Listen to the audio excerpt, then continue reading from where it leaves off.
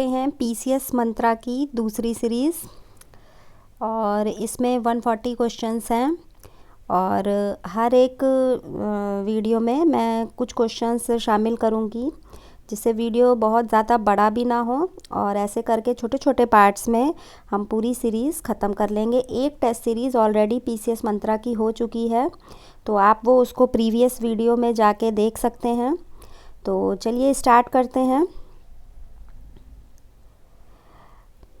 निम्नलिखित में से कौन सा ताम्र पाषाणिक स्थल उत्तर प्रदेश में स्थित नहीं है?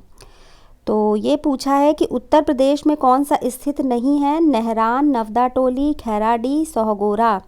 तो जो उसमें उत्तर प्रदेश में नहीं है ये है नवदा टोली। ठीक है, तो हड़प्पा सभ्यता से पूर्व तांबे और पत्थर के उपकरणों के साथ प्रयोग की विशेषता वाली प्राचीन संस्कृति को ताम्र पाषाणिक संस्कृति कहा गया है।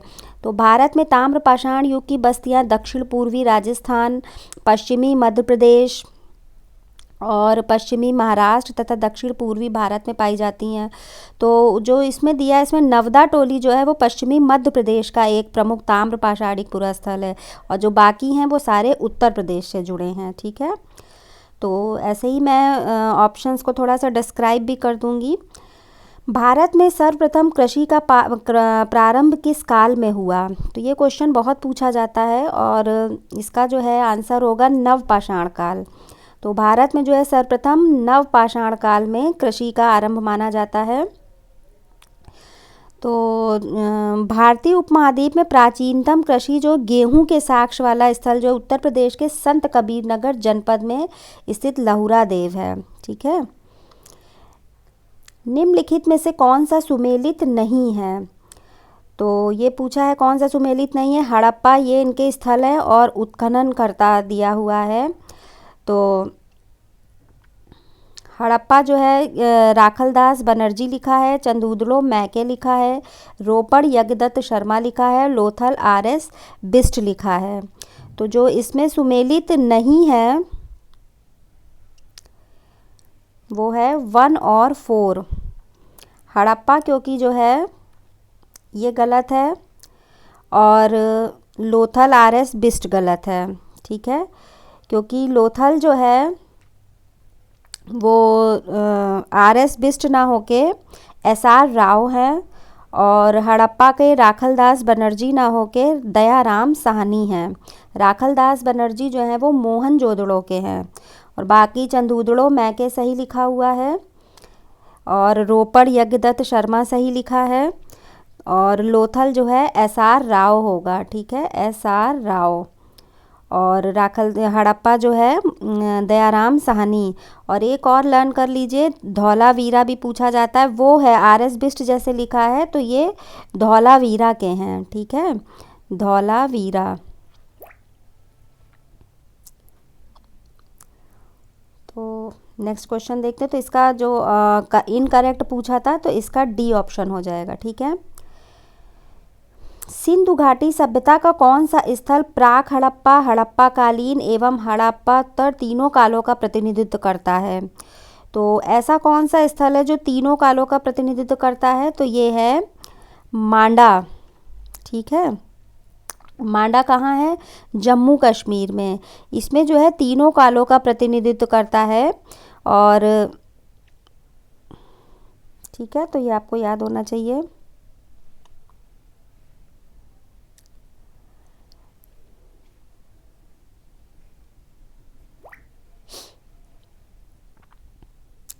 निम्नलिखित में से कौन सा सही सुमेलित है?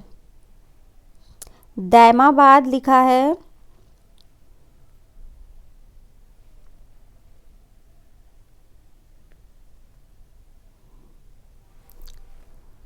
तो इसका निम्नलिखित में से कौन सा सही सुमेलित है? तो दैमाबाद लिखा है गोदावरी, जबकि ये प्रवरा नदी के किनारे है। ठीक है, आलमगीरपुर लिखा है यमुना, जबकि ये हिंडन नदी के किनारे है। ठीक है, और मांडा लिखा है सिंधु, जबकि ये चेनाब नदी के किनारे है। तो इसमें खाली जो है सुतका गेंडोर दाश्क नदी ये सही लिखा हुआ है।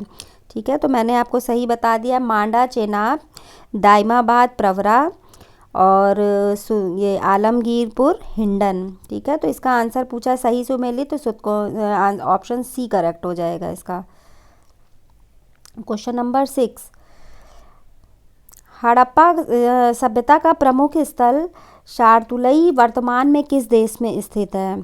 तो जो है शार्दुलई पूछा गया है, तो ये है अफ़गानिस्तान में। ठीक है, इसका जो विस्तार है भारत, पाकिस्तान और अफ़गानिस्तान देशों में है, और वर्तमान में ये अफ़गानिस्तान में स्थित है। ठीक है, निम्नलिखित में से किस पशु का चित्रण सभ्यता की मुहरों पर नहीं पाया गया है?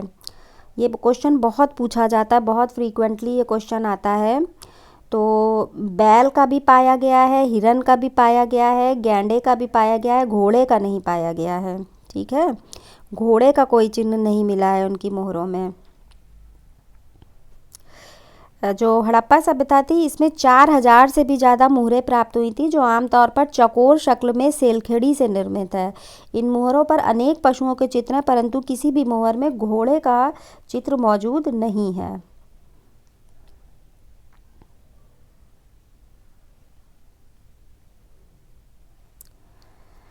हड़प्पा सभ्यता के संबंध में कौन सा कथन असत्य है? तो हमें चारों पढ़ने पड़ेंगे।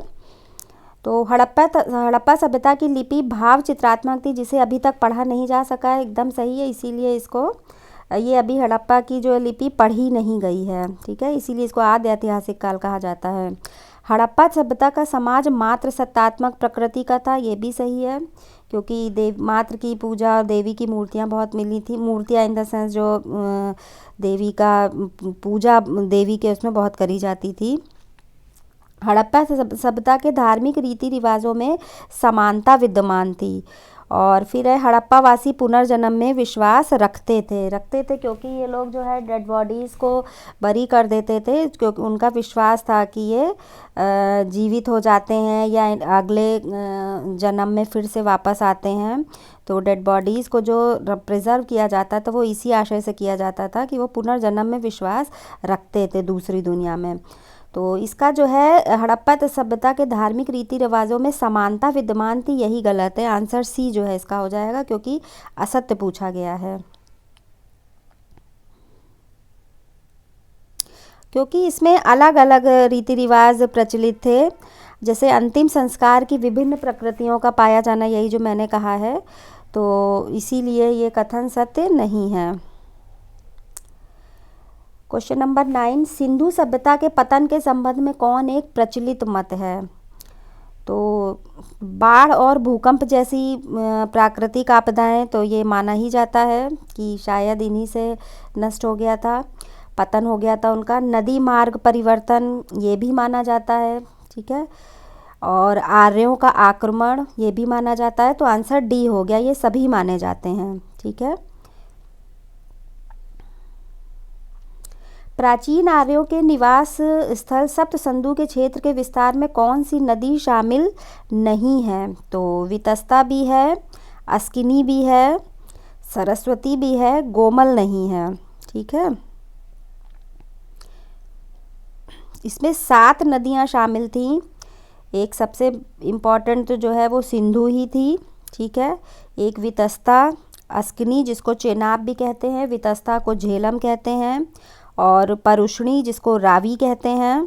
ठीक है, रावी, और शुतुद्री, सतलज, और सरस्वती। गोमल नहीं है इसमें। ठीक है, तो ये हमने 10 क्वेश्चंस देखे। इसमें पूरी सीरीज़ को हम लोग छोटे छोटे पार्ट्स में देखेंगे, और ये 6-7 में पूरी सीरीज़ हमारी कंप्लीट हो जाएगी। तो मिलते हैं नेक्स्ट वीडियो में नेक्स्ट क्वेश्चंस के साथ में। कैसे लगे क्वेश्चंस कमेंट ज़रूर करिएगा। धन्यवाद।